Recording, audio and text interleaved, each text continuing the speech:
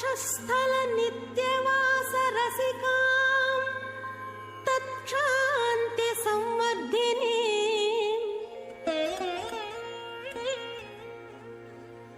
पद्मालंकृत पाणि पल्लवयुगां पद्मासनस्थां श्रियं वात्सल्यादि गुणोज्ज्वलां भगवती वन्दे जगन्मातरम्।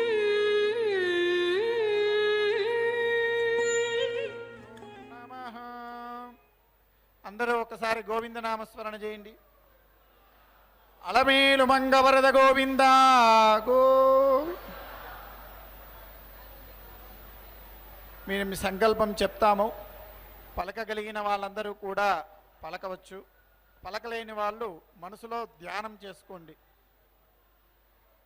ఒకసారి ప్రాణాయామం అనేటువంటి విధానం తెలిసిన వాళ్ళు ప్రాణాయామం చేయండి. దయచేసి ఎవరైనా షర్ట్లు ప్యాంటు ఉన్నా లేదు బనీన్లు ఉన్నా తీసేయండి. ఆడవాళ్ళు తల జుట్టు విరబోసుకోవద్దన్నమ్మా, దయచేసి ముడి వేసుకోండి ఎవరన్నా ఉంటే. ప్రాణాయామ విధానం తెలిసిన వాళ్ళు ఉంటే ప్రాణాయామం చేయండి. లేదా గట్టిగా ఒకసారి 3 సార్లు గాలి పీల్చి వదలండి. మనస్సును అమ్మవారిపైన ధ్యానం చేస్తూ ఉంచుకోండి.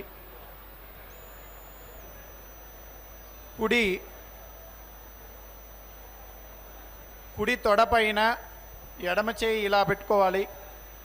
దానిపైన కుడి చేయిని ఇలా ఉంచుకోండి. మగవాళ్ళు చేయాలి. ఆడవాళ్ళు వాళ్ళను తగలండి, మగవారిని తగలండి. సంకల్పమైనంత వరకు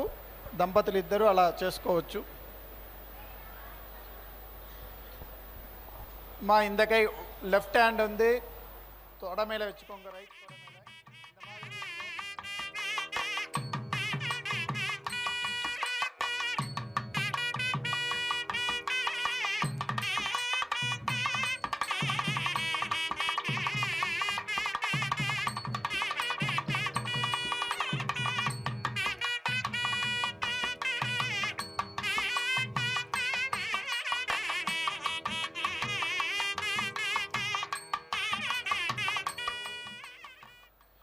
శుక్లాం భరధరం విష్ణుం శశివర్ణం చతుర్భుజం ప్రసన్నవదనం ధ్యాయేత్ సర్వవిఘ్నోపశాంతయే. యస్యద్విరదవక్త్ర ఆద్యాః పారిషద్యా పరశతం విఘ్నం నిఘ్నంతి సతతం విశ్వక్సేనం తమ ఆశ్రయేత్. గోవింద గోవింద గోవింద మత్స్య శ్రీభగవతో మహాపురుషస్య విష్ణోరాజ్ఞయా ప్రవర్తమానస్య అద్య బ్రహ్మణః ద్వితీయపరార్తే శ్రీ శ్వేతవరాహకల్పే వైవస్వతమన్వంతరే అష్టావింశతమే కలియుగే ప్రథమపాదే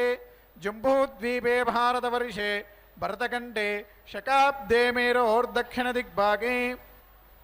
కృష్ణాకావేర్యోర్మధ్యదేశే ఆదివరాహక్షేత్రే సువర్ణమకరీ ఉత్తరదిగ్భాగే పద్మసరోవరీ తీర్థసమీపే శుకపుర్యాగ్రహారే అస్మిన్ వర్తమానే వ్యావహారికజ ఆంధ్రమాణేన ప్రభవాది షష్ఠిశ్రీ విజయాభ్యుదయనామ సంవత్సరాణామధ్యే మంగళకర శుభకృతనామ సంవత్సరే దక్షిణాయనే వర్షఋతు భాద్రపదమాసే అసితపక్షే త్రయోదశ్యాం శుభదితౌ లక్ష్మీ భార్గవవాసరయుక్తాయాం మఖానక్షత్రయుక్తాయాం శ్రీవిష్ణుయోగ శ్రీవిష్ణుకరణ శుభయోగ శుభకరణ ఏవం గుణ విశేషేణ విశిష్టాయాం అస్యాం శుభదితౌ అస్య యజమానస్య గోత్రోద్భవస్య. మీ గోత్రము పేరు, మీ ఆడవాళ్ళ పేరు, ఇంట్లో బిడ్డల పేర్లన్నీ కూడా ఒకసారి స్మరించుకోండి. ఉంగ గోత్రం నక్షత్రం ఉంగ ஆத்துக்காரி பேர் பசங்க பேர் எல்லாம் கூட ஸ்மரண பண்ணிக்கோங்க. எல்லாரும் சொல்லுங்க, மமா சொல்லுங்க, மமா చెప్పండి. క్షేమస్థైర్య ధైర్య వీర్య విజయ అభయ ఆయు ఆరోగ్య ఐశ్వర్య అభివృద్ధ్యర్థం ధర్మ అర్థ కామ మోక్ష చతుర్విధ ఫల పురుషార్థ सिद्ध्यर्थं धनकनकवस्तुवाहनाभिवृद्ध्यर्थं राजद्वारे सर्वकार्यानुकूलसिद्ध्यर्थं महालक्ष्म्याः परिपूर्णकृपाकटाक्षसिद्ध्यर्थं सकलकल्याणसमृद्ध्यर्थं విశేషతః ఇక్కడ మీరు ఏ సందర్భం కోసము అంటే ఏదైనా విశేషంగా అమ్మవారిని ప్రార్థిస్తూ కానీ మొక్కుబడి చెల్లించడానికి కానీ ఈ కళ్యాణోత్సవాన్ని చేస్తూ ఉంటే ఏదైనా కోరికతో చేస్తూ ఉంటే వాటిని ఒకసారి స్మరించుకోండి. ஏதா விசேஷமாக இந்த கல்யாணோற்சவம் பண்ணுறதுக்கு ஏதாவது சந்தர்ப்பமாக இருந்தாலும் இல்லை ஏதாவது பிரார்த்தனை இருந்தாலும் முடுப்பு செல்லிக்கிறதா இருந்தாலும் அது ஒரு வாட்டி ஸ்மரணை பண்ணிக்கோங்க. மம மனோபீஷ்ட பலசித்தியர்த்தம் மகாலட்சுமியாக பரிபூர்ண கிருபாகடாட்சசித்தியர்த்தம் ஆத்தியாத்மிக ஆதிதெய்விக ஆதிபௌத்திக தாபத்ரய நிவாரணார்த்தம் ஸ்ரீ அலர்மேல்மங்கா சமேத ஸ்ரீனிவாச நித்திய கல்யாண மகோத்சவம் ఆచార్య అనేన సహాయేన కరిష్యే. ఒకసారి గోవింద నామస్మరణ చేయండి. గోవింద గో. ఇప్పుడు ఒకసారి అందరూ ఒక చేతులెత్తి దేవునికి దండం పెట్టుకోండి. సంకల్పమైంది. మీ అందరి తరపున మేము ఈ కార్యక్రమాన్ని నిర్వర్తిస్తున్నాము. ఇక 1 అవర్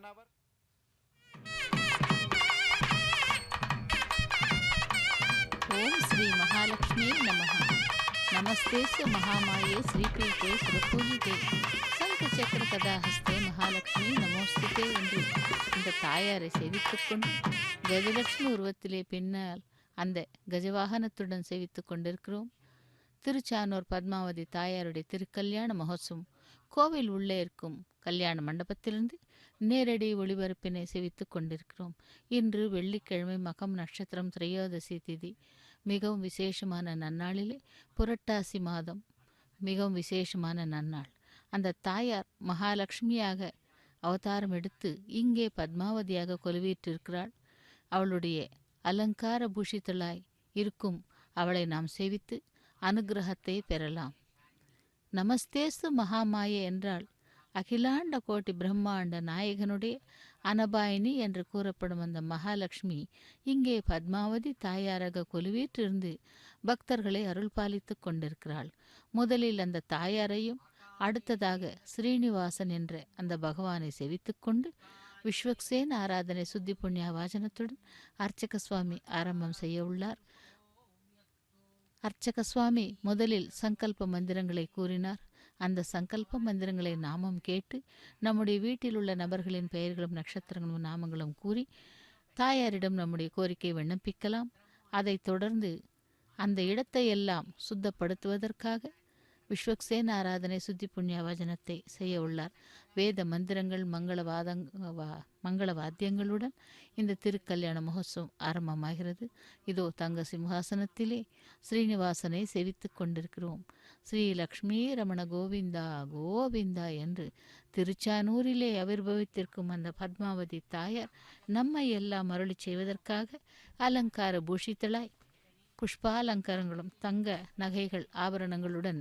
விசேஷமான அலங்காரத்துடன் நமக்கு காட்சி தந்து கொண்டிருக்கிறாள். லக்ஷ்மி ரமண கோவிந்தா கோவிந்தா என்று உயர்திணை என்மனார் மக்கட்சுட்டே என்று தொல்காப்பிய வரிக்கு இழங்க ஆழிசூழ் உலகமெல்லாம் போற்றக்கூடிய திருக்குறளை அருளிச் செய்தவர் திருவள்ளுவர். சிந்தைக்கினிய செவிக்கினிய வாய்க்கினிய வந்த இரு வினைக்கு மாமருந்து முந்திய நன்னெறி நாமறிய நாப்புலமை வள்ளுவனார் பன்னியை இன்குரல் வெண்பா என்று சிவந்த தாமரையில் வீற்றிருக்கும் திருமகள் எங்கெங்கு தங்கி வாசம் புரிவாள் என்னும் தீக்குணம் உள்ளவரிடம் விலகி இருப்பாள் என்றும் கூறப்படுகிறது. அழுக்காறு என்றால் பொறாமை. அந்த மூலப்பழம் பொருளாகவும் படைத்து காத்து அழித்து ஆதி பரம்பொருளாகவும் உலக ரட்சகர்களின் மார்பிலே, அதாவது ரட்சகனின் மார்பிலே உறையும் திருமகள் மிகவும் மகிழ்ச்சியுடன் விருந்து உபசரிக்கின்ற நல்ல பண்பு உள்ளவர்களிடத்திலே அமர்ந்து அந்த மக்கள் 16 செல்வங்களை பெற மகிழ்ச்சியாக அவர்களை ஆசீர்ப்பவதல்தான் இந்த திருமகள் என்கின்ற பத்மாவதி தாயார். பொறாமை உடையவர்களின் இல்லத்திலே அஷ்ட ஐஸ்வர்யங்களை அழித்து அவர்களை மிகவும் கீழ்நிலைக்கும் ஆளாக்குவாள் இந்த தாயார். அப்படி ஓங்கி உலகளந்த உத்தமன் மகாவிஷ்ணு கீதாச்சாரியன் தசாவதார பிரியனாக வந்து மானுடத்தை தழைக்க வைத்த மாய மருந்து அவர் தம் மார்பிலே உறையும் திருமகளைப் போற்றி சேவிப்போம். இதோ அப்படிப்பட்ட தாயார் நமக்கு திருச்சானூரிலே நேரடி ஒளிபரப்பிலிருந்து கல்யாண உற்சவ கோலத்திலே காத்து கொண்டிருக்கிறாள் பக்தர்களை அனுகிரகம் செய்வதற்காக. ஸ்ரீவத்ச வட்சசம் ஸ்ரீசம் ஸ்ரீலோலம் ஸ்ரீகரகிரகம் ஸ்ரீமந்தம் ஸ்ரீநிதியம் ஸ்ரீட்யம் ஸ்ரீனிவாசம் பஜேந்திசம் என்று அந்த தாயாரை சேவிக்கலாம். வேத மந்திரங்களுடனும் மங்கள வாத்தியங்களுடனும் ஆரம்பமாகியது திருக்கல்யாண மகோத்சவம். இதோ அர்ச்சக சுவாமி பாஞ்சராத்திர ஆகம விதிமுறைப்படி இந்த கல்யாண உற்சவத்தை ஆரம்பித்தார். நாமும் சேவிக்கலாம். அகிலாண்ட கோட்டி பிரம்மாண்ட நாயகனுடைய அனபாயினி என்று கூறப்படும் மகாலட்சுமி தேவியே இங்கு பத்மாவதியாக கொலுவேற்றிருக்கிறார். அப்படி அந்த தாயாரை நாம் சேவிக்கும் பொழுது இவளுக்கான சிறப்பான கை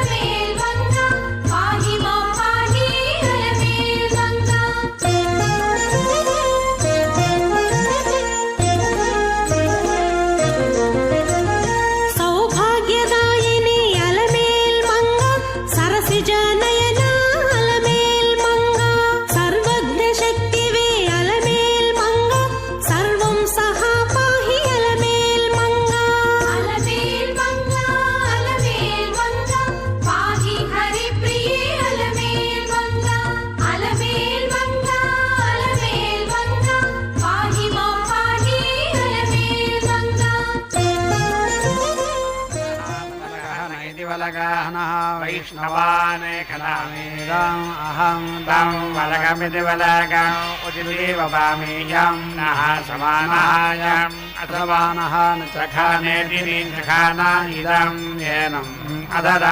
करोमि यः नः समानायः समानः रातीयते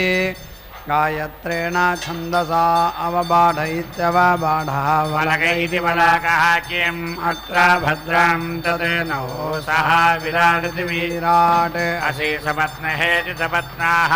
सम्राडिति सम्राट् असि भ्रातृव्यहेति भ्रातृव्याः स्वराडिति स्वराट् असि अभिमातिहेत्यभिमातिः स्वराडिति विश्वासाट् असि विश्वासाप्नाप्राणाः हन्ता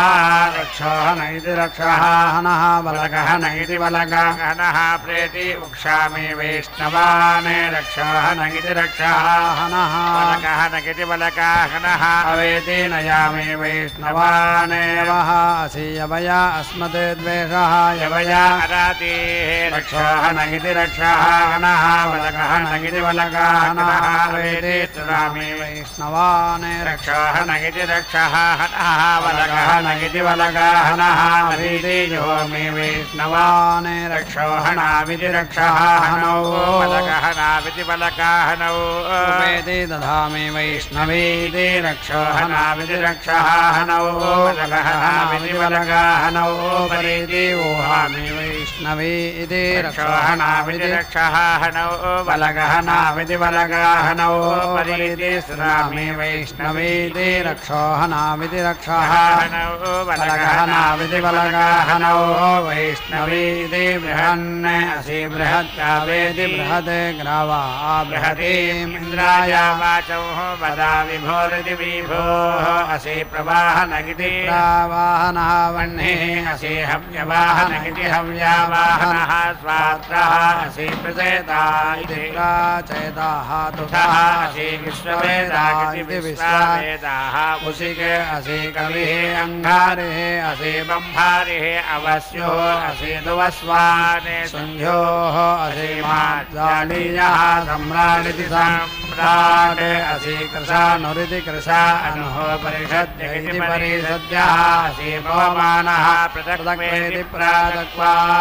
असि नभस्वान् असमृष्ट इत्यसमृष्टः असि सोदयसो इति हव्यासोदः ऋतधामे कृताधामा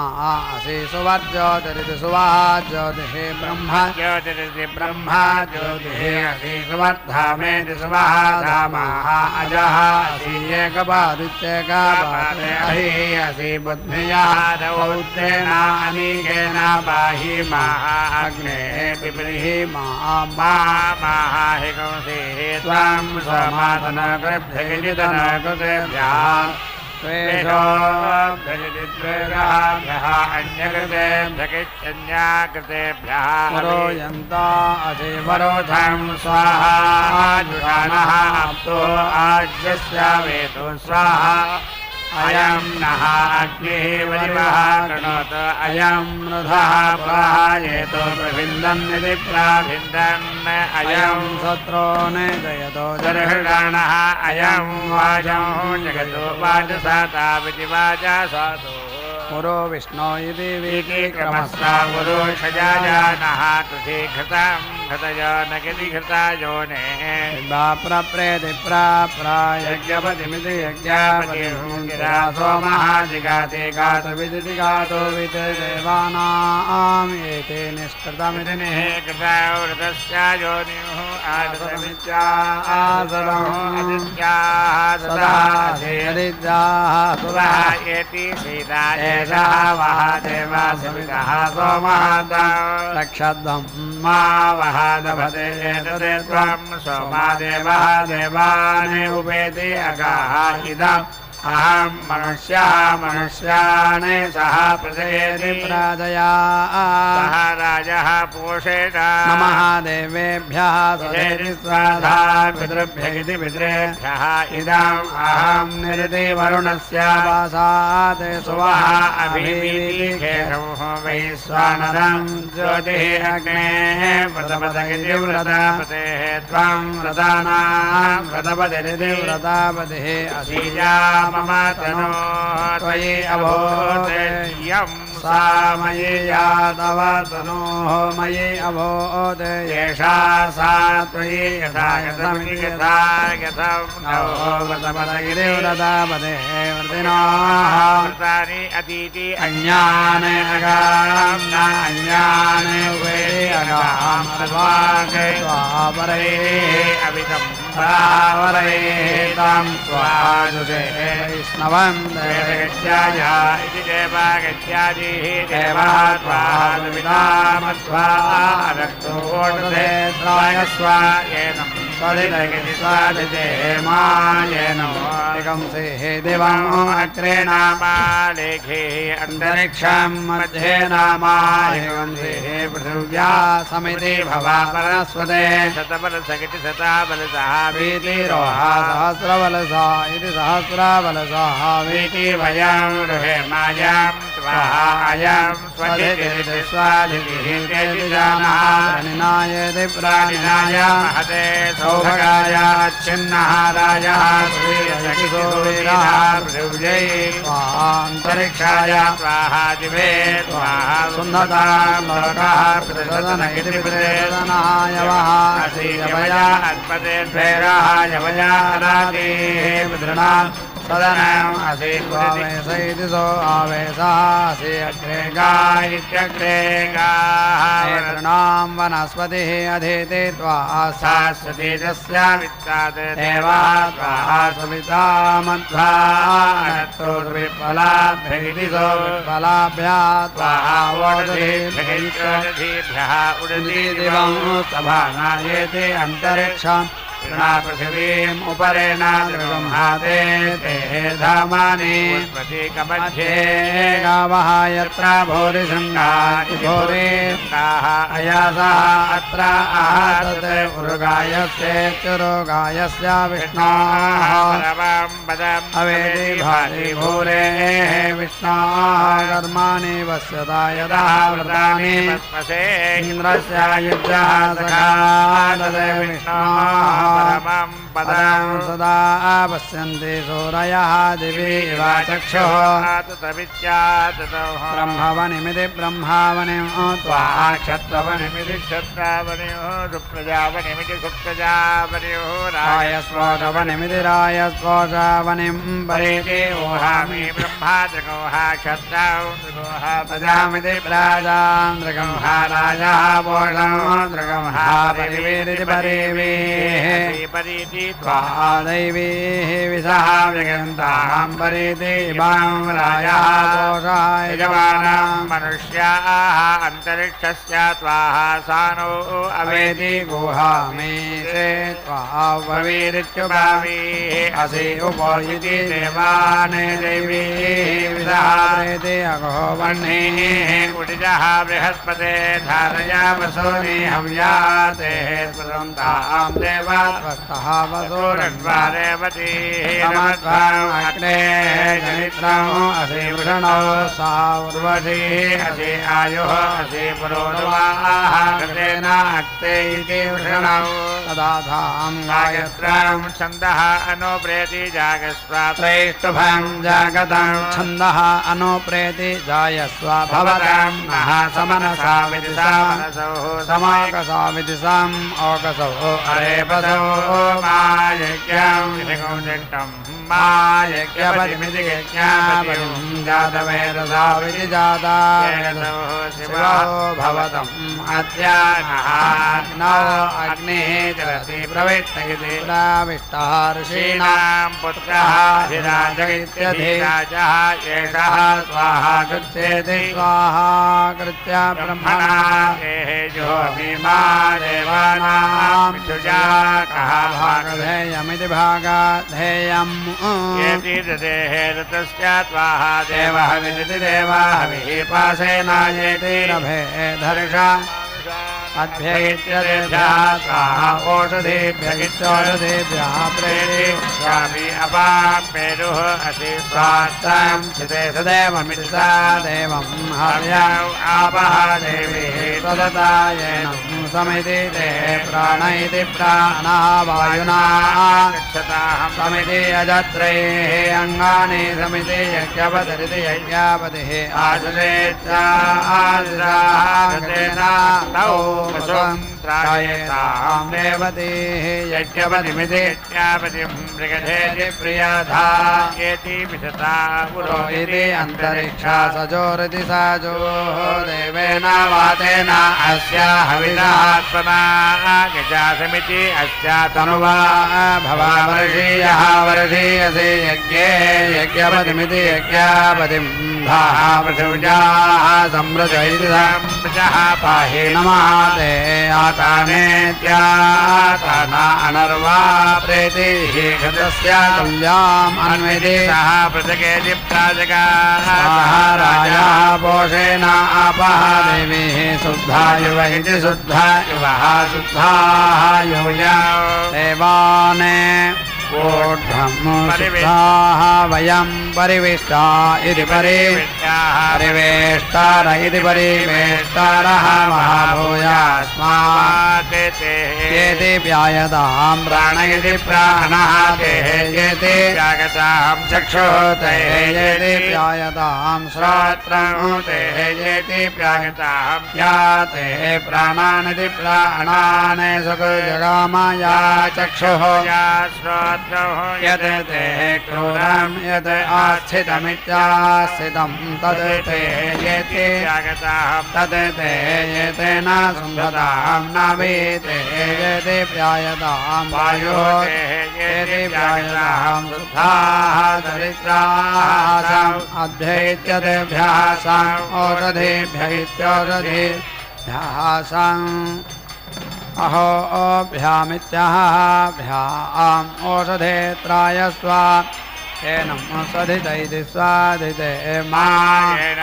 हि गुंसिः रक्षसां भागः असीदम् अहं रक्षः अधमं तमानयामि या अस्मान् द्वेष्टियं च वयं विस्मः इदं येनम् अधमं तमः नयामि इषे त्वाः घटेन जावा पृथिवीः प्रेति ओर्ध्वधाम् अच्छिन्नः राजः सुवीर इति सुवीरः वरो अन्तरिक्षम् अन्वितिः वायो इति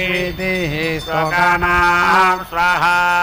ऊर्ध्वनभसमित्युध्वनभसं मारुतं गच्छतम् समिति तेः मनसा मनः समिति प्राणेनेति प्राणेन प्राणेति प्राणः जुष्टं देवेभ्यः हव्यं घटवदिति घटावते स्वाहा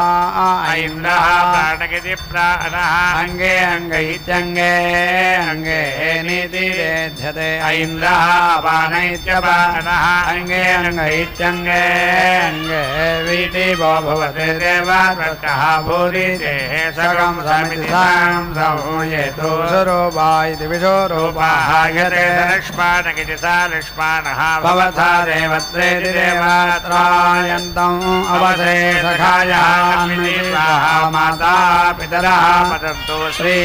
असि अग्नि त्वा श्रीणातु आपः समिति अरिणन्नेवातस्य त्वाः सज्जै पोष्णः रज्ञैः अपापूर्णधीनां रोहिषे घटां घटभावान इति घटाभावानः पिबतावसां वसा पावान इति वसा पावानः पिबता अन्तरिक्षस्य हवे असि स्वाहा त्वाः अन्तरिक्षाय दिशः प्रतिसगिति प्रादिशः आदिशयित्यादिशः विदिशः उद्दिशयित्युद्दिशः स्वाहा दिग्भ्य इति दिग्भ्यः नमः दिग्भ्य इति दिग्भ्यः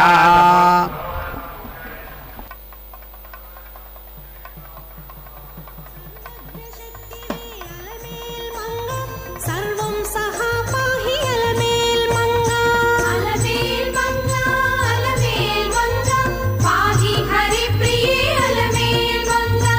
अलमेल मंगा अलमेल मंगा पाहि मां पाहि अलमेल मंगा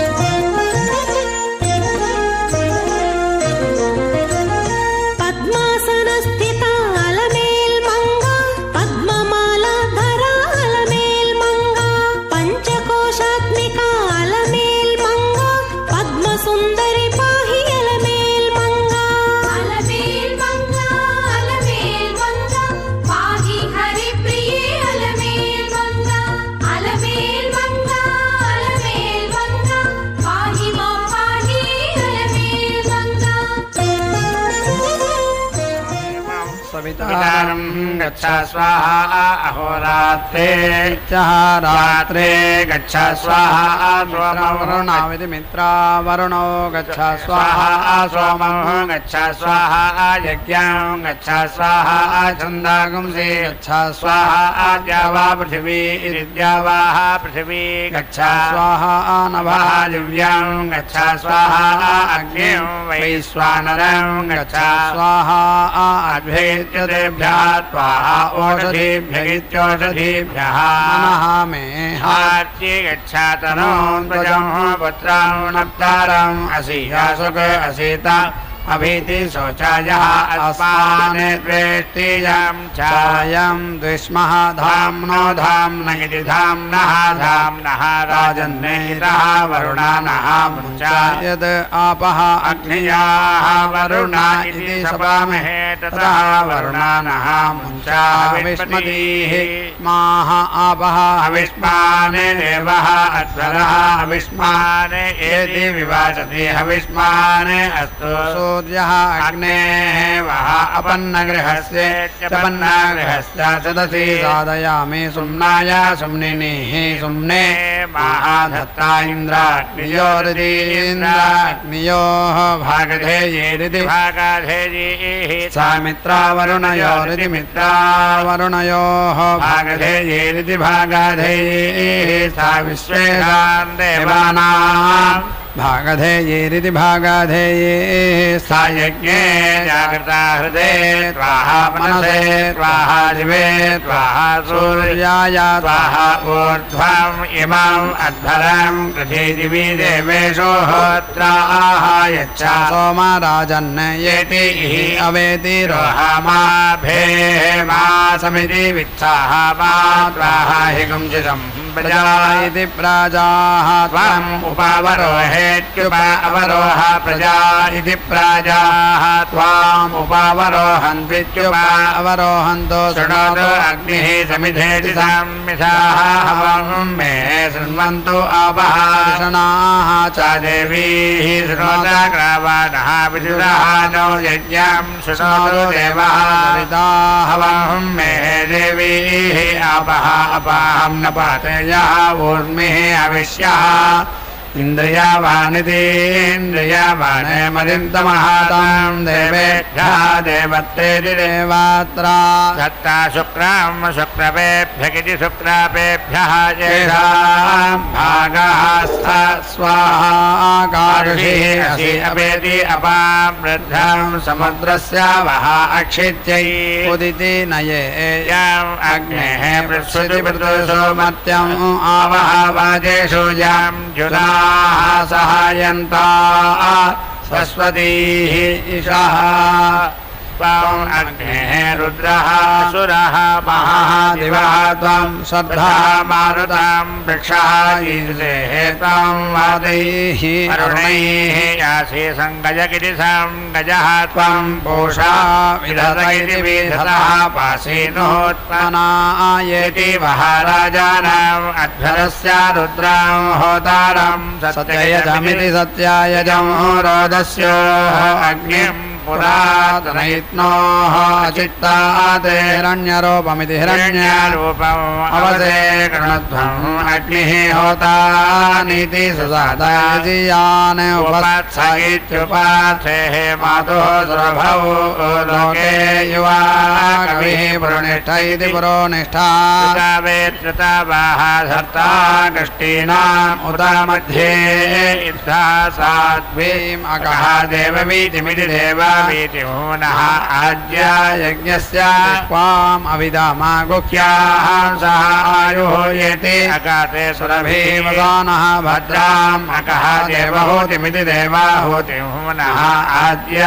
क्रन्दते अग्निः स्तनयन् शिवाद्यौः क्षामारेरिहते वेरुदामञ्जन्निति सम् अञ्जन् सद्यः यज्ञानः भीतिः ईम् इद्धः अक्षतेति रोदसी वारुणा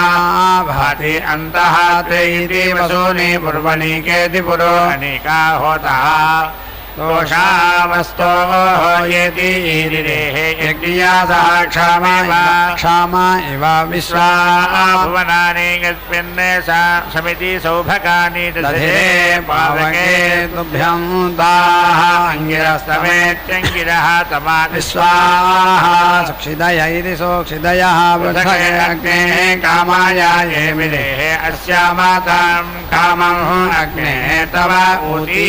अस्यामा रयिं रैव इति रयिवः वीरमिति वीरं अस्यामा वाजं अभीति वाजयन्तः अस्यामाद्युम्नाम् अजरा अजरं ते श्रेष्ठं यविष्ठा भारत अग्ने द्युमन्तमिति द्युमन्तं येति भला वसो इति पुरस्पृहमिति पुरस्पृहं रयें सहाविदानः रन्यतो रोचनस्था इति रोचनार्थाः अजरेभिः नानदद्भिरिति नानदतेभिः यविष्ठः यः पावकः पुरुतम इति पुरुतमः पुरूणि अग्निः अनुयातीत्यनुयाति भर्वन् आयुः ते विश्वतः दधते अयम् अग्निः वरेण्यः पुनः ते प्राण इति प्राणः येति अयति परेति यक्ष्मः स्वामी ते आयुधा इत्यायुधाः अग्ने हविषः दुषाणः घृतप्रतीक इति घृता प्रतीकः घृतयो निरिति घृता योनिः येधि घृता पीत्वा मधुचारो गव्यं पिता इव पुत्रम् अभीति रक्षतात् इमं तस्मै तेः प्रतिहर्यत इति प्रतिहर्यते जातवेद इति जातवेदः विचर्षण इति विचर्षणे अग्नेः जनामि दुष्कृतिमिति सुस्तुतिं दिवः परीति प्रथमं यज्ञे अग्निः अस्मदे द्वितीयं परीति जातवेदा इति जातवेदाः तृतीयम् अप्सु मना इति नृमनाः अजस्रम् इन्धानः येनोः जरते स्वाधीरिति स्वाधीः शुचिः पावकावन्त्यः अग्ने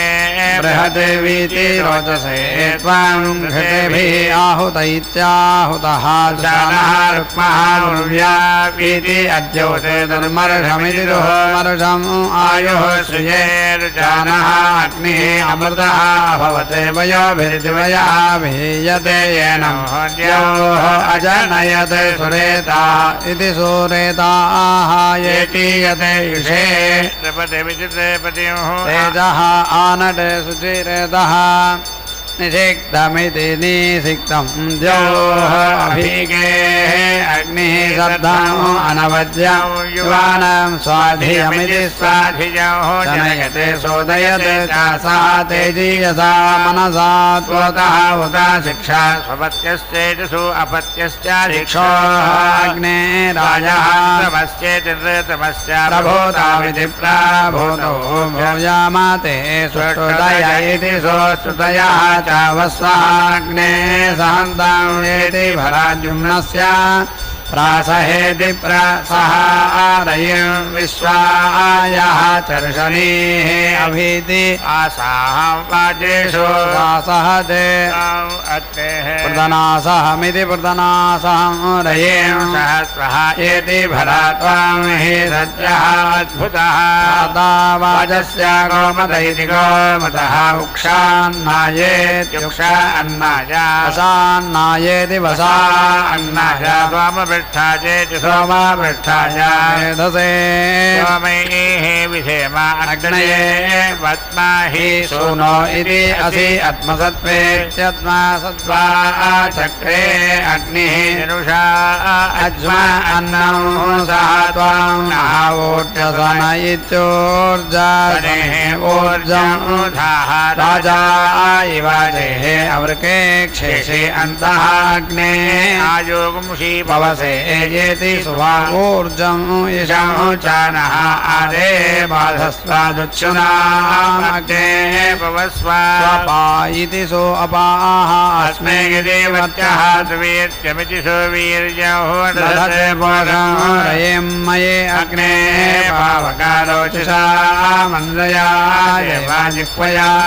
येति देवान् वक्षि यक्षि च सह नः पावकादिदिवः अग्नेः देवान् इह एति वह उपेति यज्ञं हविषाणः अग्निः शुचिव्रततम इति शुचिव्रततमः शुचिः विप्रः शुचिः कविः शुचिः रोचते आहुतगित्यागतः उदिति अग्ने शुचयः तव शुक्राः भ्राजन्तः ईरते तव ज्योतिगुंषे अर्चयः एति ददेः ग्रावा असि अध्वरकृतित्यध्वरा कृते देवेभ्यः गम्भीरम् इमाम् अध्वरम् कृते उत्तमेन चतुर्थमेन पविना सोमं सुषुतमिति सुश्रुतम् मधुमन्तमिति मधुमन्तम् पयस्वन्तम् वृष्टिवनिमिति वृष्टिवनिः इन्द्राय त्वाहा वृत्रघ्न इति वृत्राघ्नेन्द्राय त्वाहा वृत्रतुर इति वृत्रातुरेः इन्द्राय त्वाहा अभिमादिघ्न इत्यभिमादिघ्ने इन्द्राय त्वाहा आदित्यवत इत्यादित्यावतेः इन्द्राय त्वाहा विश्वदेव्यावत इति विश्वदेव्यावतेः स्वात्राः सावृत्रतुर इति वृत्रातुरः राधो गोत्रानिति राधाः अमृतस्यावत्नीः ताः देवीः देवत्रेति देवात्रा इमं यज्ञं दत्ता उपहूता इत्युपहूताः सोमस्य ஓம் ஸ்ரீ மகாலட்சுமி நமஹ. தாயாருடைய திருக்கல்யாண மகோத்சவத்திலே அக்னி பிரதிஷ்டை ஹோமத்தை சேவித்தோம். அடுத்ததாக இப்பொழுது மாங்கல்ய பூஜை சேவிக்க இருக்கிறோம். அகிலாண்ட கோட்டி பிரம்மாண்ட நாயகனுடைய அனபாயினி என்று கூறப்படும் மகாலட்சுமி தாயார் இங்கே பத்மாவதியாக கொலுவிற்றிருந்து திருக்கல்யாண உற்சவத்திலே பங்கு கொண்டு பக்தர்களை அருள் பாலித்து கொண்டிருக்கிறாள். அப்படிப்பட்ட அந்த தாயாருடைய மாங்கல்யங்களுக்கு அர்ச்சக சுவாமி சுத்தப்படுத்தி பூஜை செய்ய உள்ளார். சுத்த ஜலத்தால் அலம்பி மஞ்சள் குங்குமம் இட்டு அதன் பிறகு திருத்துழாய் புஷ்பங்கள் அக்ஷதை போன்றவைகளால் பூஜை செய்வார்.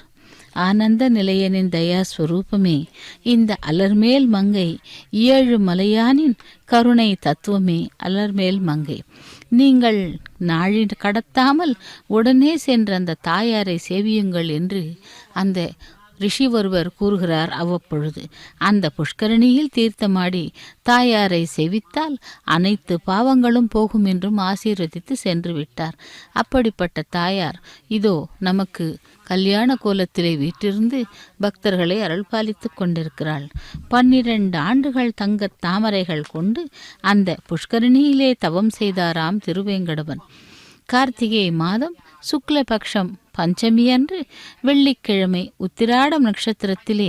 அந்த மகாலட்சுமியானவள் இந்த புஷ்கரணியிலே ஆவிர்பவித்தாள். இந்த புஷ்கரணியை 7 மலையான் சுயமாக அமைத்ததனால் பவித்ர புஷ்கரணி என்றும் கூறப்படுகிறது. இதோ யானைகள் புடைசூழ அந்த யானைகள் தாயாருக்கு திருமஞ்சனம் செய்வது போல் நீரை கொண்டு வந்து அந்த தாயாருடைய சிம்ஹாசனத்தின் பின்னாலே நின்று கொண்டிருக்கிறது. இதோ உற்சவ விக்கிரகத்தை போல் தயார் செய்திருக்கும் அந்த கஜலட்சுமியை நாம் சேவித்து கொண்டிருக்கிறோம். திருக்கல்யாண மகோத்சவத்திலே இப்பொழுது மாங்கல்ய பூஜை நடைபெற்று கொண்டிருக்கிறது.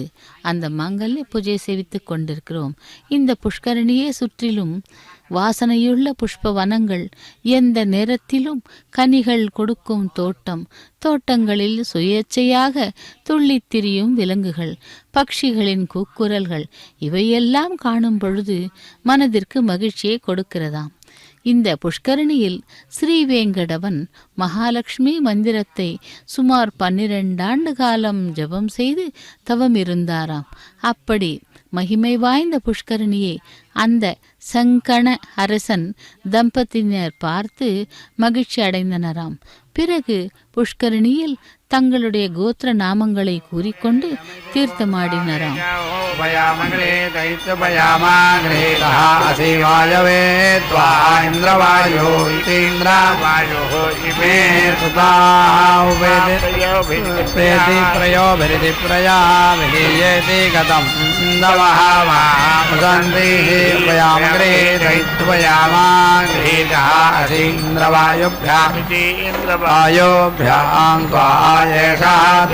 योने सजोषाभ्यामिति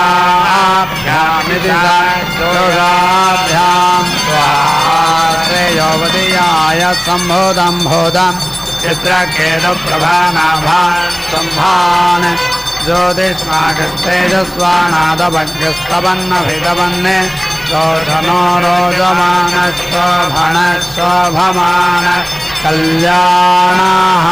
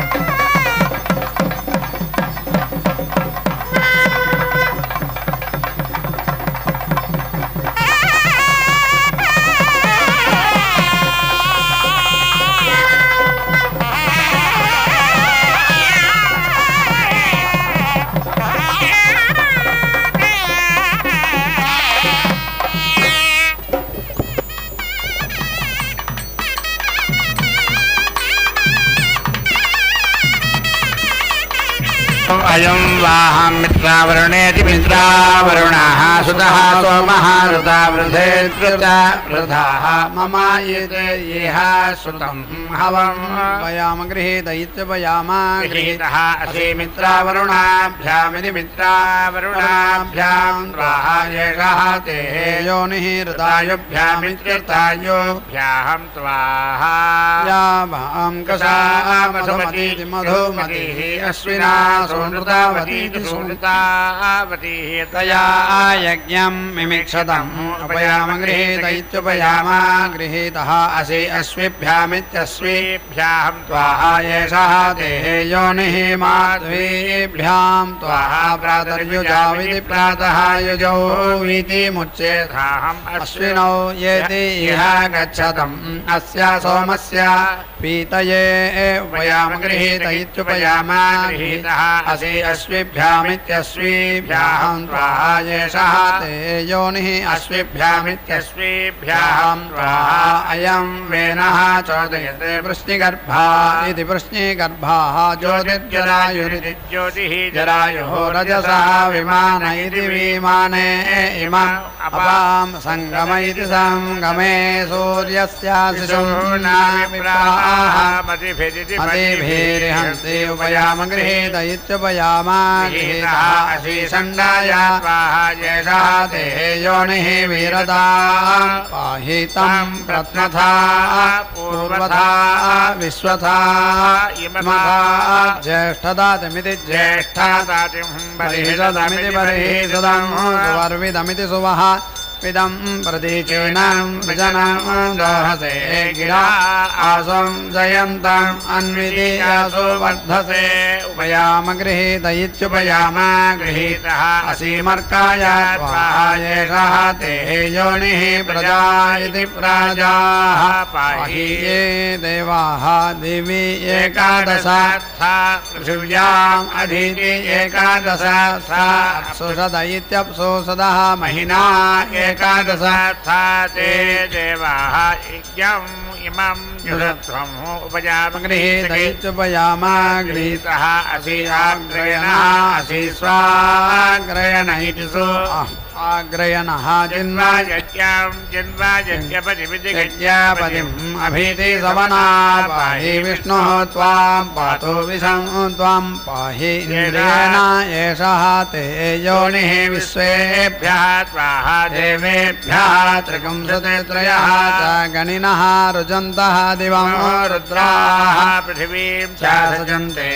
एकादशासः अप्सुषद इत्यप्सुषदः सुतं सोमं जुषन्तां सवनाय विश्वे उपयाम गृहीत इत्युपयाम गृहीता असि आग्रयणः असि स्वाग्रयण इति सु आग्रयणः जिन्वा यज्ञपतिमिति यज्ञपतिम् अभीति सवना पाहि विष्णुः त्वां पातु विषं त्वां पाहि इन्द्रियेण एषः ते योनिः विश्वेभ्यः त्वाहा देवेभ्यः उपयाम गृहीत इत्युपयाम गृहीतः असि इन्द्राय स्वाहा बृहद्वत इति बृहदेवते वयस्वते उत्सायुव इत्युत्सायुवेयत् ते इन्द्रा बृहदेवयः तस्मैः स्वाहा विष्णवे स्वाहा येषः ते योनिः इन्द्राय स्वाहा उक्सायुव इत्युक्सायुवे